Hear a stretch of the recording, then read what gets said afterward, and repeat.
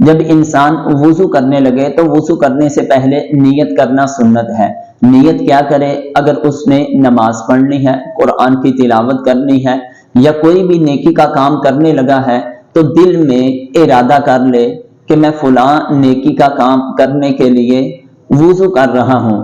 جب انسان اس طرح ارادہ کر لے گا، اسی کا نام نیت ہے۔ اب وضو کا پریکٹیکل کرتے ہیں۔ بسم اللہ الرحمن الرحیم پڑھ کر اپنے دونوں ہاتھوں کو 3 مرتبہ اچھی طرح دھو لیں۔ یہ گٹوں تک اپنے دونوں ہاتھوں کو دھونا ہے، اور پھر اس کے بعد ہم نے دائیں ہاتھ میں پانی لے کر کولی کرنی ہے۔ اگر انسان کے پاس مسواک ہو تو فابیہا، مسواک نہ ہو تو پھر یہ دائیں ہاتھ کی شہادت والی انگلی کو منہ میں اچھے طریقے سے مارے، تاکہ دانتوں کے اندر کسی طرح کی کوئی بھی چیز اگر پھنسی ہوئی ہے، کوئی میٹھی یا نمک والی کوئی بھی چیز ہے، وہ اچھی طرح نکل جائے۔ جتنی کولی اچھے طریقے سے ہوگی اتنی ہی ہماری توجہ اس عبادت کے اندر رہے گی۔ ہاں، اگر کسی انسان کا روزہ ہو تو جب وہ روزے کی حالت میں وضو کرے تو اس وقت کولی کرے، لیکن گرگرا نہ کرے۔ گرگرا کیا ہے؟ یعنی روزے کی حالت میں ایسے نہیں کرنا۔ اگر روزہ نہیں ہے تو پھر انسان گرگرا بھی کر لے۔ اس کے بعد ہم نے دائیں چلو میں پانی لے کر ناک میں 3 مرتبہ پانی بہانا ہے، اور بائیں ہاتھ کی چھوٹی انگلی سے ناک کو صاف کرنا ہے۔ اور بہت سے لوگ ایسے ہیں کہ وہ ناک میں پانی چڑھاتے وقت دائیں ہاتھ کی بجائے بائیں ہاتھ کے چلو میں پانی لے کر ناک میں پانی چڑھاتے ہیں، حالانکہ یہ عمل سنت کے خلاف ہے، یہ مکروہ ہے۔ دائیں ہاتھ سے ناک میں پانی چڑھانا ہے اور بائیں ہاتھ کی چھوٹی انگلی سے اپنے ناک کو صاف کرنا ہے۔ جب اس طرح ہم نے ناک میں بھی اچھی طرح پانی چڑھا لیا، پھر اس کے بعد ہم نے اپنے پورے چہرے کو 3 مرتبہ دھونا ہے۔ اور چہرہ کسے کہتے ہیں؟ بالوں کی جڑ سے لے کر ٹھوڑی کے نیچے تک، ایک کان کی لو سے لے کر دوسرے کان کی لو تک، یہ مکمل چہرے کو ہم نے 3 مرتبہ دھونا ہے۔ 1 مرتبہ دھونا فرض ہے اور 3 مرتبہ دھونا سنت ہے، اور ہم 1 مرتبہ نہیں بلکہ 3 مرتبہ اپنے چہرے کو دھوئیں گے۔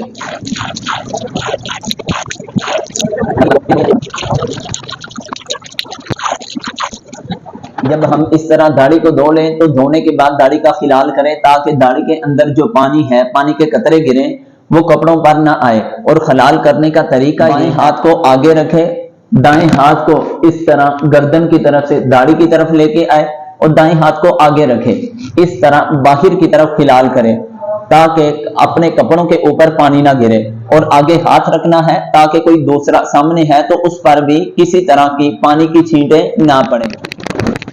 اب ہم نے داڑھی کا خلال کر لیا، اب پانی کے قطرے ہمارے کپڑوں پر نہیں گریں گے۔ اب ہم نے دونوں ہاتھوں کو کونیوں سمیت 3 مرتبہ اچھی طرح دھونا ہے۔ ایک طریقہ یہ ہے، اور دوسرا طریقہ دونوں ہاتھوں کو کونیوں سمیت دھونے کا یہ ہے کہ اس طرح انسان اپنے دونوں چلوں میں پانی لے اور اس طرح اوپر تک بہا لے۔ یہ دوسرا طریقہ بازو دھونے کا۔ جب اس طرح ہم نے اپنے دونوں بازوؤں کو اچھی طرح دھو لیا، پھر اب ہم نے پورے سر کا مسح کرنا ہے، کانوں اور گردن کا بھی مسح کرنا ہے۔ مسح کرنے سے پہلے اپنے دونوں ہاتھوں کو تر کر لیں گے۔ مسح کرنے کا مسنون طریقہ کار یہ ہے کہ انگوٹھا اور شہادت والی انگلی کو نہیں بلکہ آخر والی 3 انگلیوں کو اس طرح آپس میں ملا کر اپنے سر کی ابتدا سے پیچھے گردن تک ہاتھ کو لے جانا ہے، اور پھر تلیوں کو ہم نے سائڈ کی طرف لانا ہے، اور شہادت کی انگلی کو کان میں مارنا ہے اور انگوٹھا کان کے پیچھے، اور جو انگلیوں کی یہ پیچھے والی طرف ہے اس کو گردن پہ ماریں گے۔ اب پریکٹیکل طریقہ دیکھیں۔ اس طرح دونوں ہاتھوں کی 3 انگلیوں کو آپس میں ملا لیا، ایسے آگے سے پیچھے تک گردن تک لے کے جانا ہے۔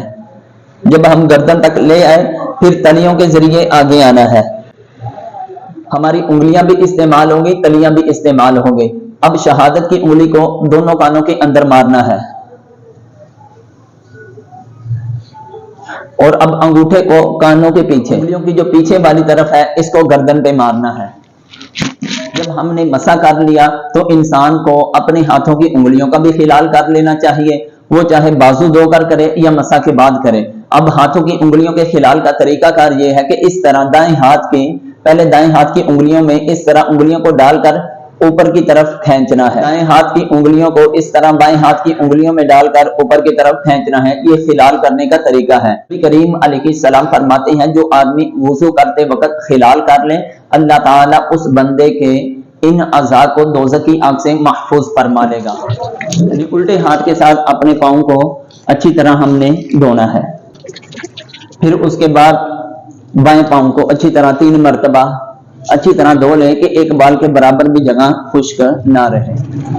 اچھی طرح پاؤں کے نیچے بالخصوص ہاتھ مار لیا کرے تاکہ پاؤں کے نیچے اگر کوئی چیز جمی بھی ہو وہ اچھی طرح اتر جائے۔ اور اسی طرح اگر پاؤں کی انگلیوں کا خلال کرنا ہو تو پھر ہم نے دائیں پاؤں کی یہ جو چھوٹی انگلی ہے ادھر سے شروع کرنا ہے، اس طرح یعنی دائیں ہاتھ سے پکڑ کر بائیں ہاتھ کی چھوٹی انگلیوں سے اس طرح خلال کرنا ہے۔